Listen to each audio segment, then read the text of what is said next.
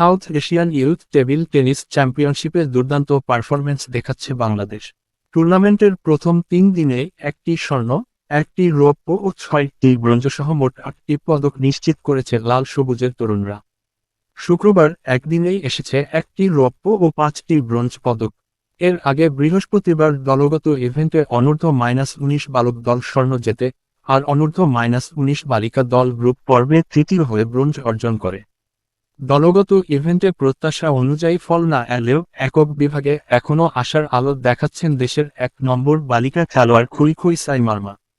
অনূর্ধ্ব-19 বালিকা এককে তিনি ভারতের অনন্যা মুরালীধরনের কাছে 3-0 সেটে হারলেও মালদ্বীপের মোহাম্মদ ইব্রাহিম মিশকাতকে 3-2 সেটে হারিয়ে গ্রুপ রানার্স আপ হন।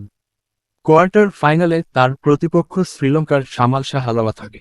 অনূর্ধ্ব-19 বালক এককে নাফিজ ইকবাল শক্তিশালী প্রতিপক্ষ প্রিয়ানুজ ভট্টাচার্যের কাছে 0-3 সেটে হেরে গেলেও মালদ্বীপের রেয়ন ইব্রাহিমকে হারিয়ে গ্রুপ রানার্স আপ হয়ে কোয়ার্টার ফাইনালে উঠেছেন। সেখানে তিনি মুখোমুখি হবেন নেপালের হিমাল বিস্তার। একই বিভাগে আবুল হাশেম হাসিবও নেপালের হিমাল বিস্তার কাছে হেরে পরে ঘুরে দাঁড়ান। শ্রীলঙ্কার হারিন মুনাসিংহ ও মালদ্বীপের মোহাম্মদ রাফিউকে 3-0 সেটে হারিয়ে গ্রুপ রানার্স আপ হয়ে কোয়ার্টার ফাইনাল নিশ্চিত করেন। তার প্রতিপক্ষ শ্রীলঙ্কার আকাইন রাজাভেলু। অনূর্ধ্ব-15 বালক এককে মিদুল রহমান ভারতের অক্ষয় কিরিকারের কাছে হারলেও নেপালের বিপক্ষে জিতে গ্রুপ রানার্স আপ হন। প্রি কোয়ার্টার ফাইনালে তার প্রতিপক্ষ শ্রীলঙ্কার শানন ম্যানুয়েলকে। দ্বৈত ইভেন্টেও এসেছে সাফল্য।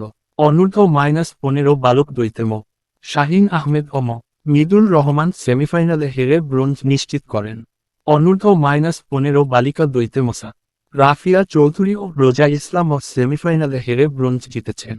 অনূর্ধ্ব-19 বালক দ্বৈতে নাফিজ ইকবাল ও আবুল হাশেম হাসিব সেমিফাইনাল জিতে রৌপ্য নিশ্চিত করেছেন এবং ফাইনালে ভারতের মুখোমুখি হবেন। অনূর্ধ্ব-19 বালিকা দ্বৈতে খুই সাইমারমা ও রেশমি তোয়নচঙ্গা সেমিফাইনালে হেরে ব্রোঞ্জ পান। মিশ্র দ্বৈতেও দারুণ করছে বাংলাদেশ। অনূর্ধ্ব-15 বিভাগে মিদুল রহমান ও রোজা ইসলাম সেমিফাইনালে উঠে ব্রোঞ্জ নিশ্চিত করেছেন।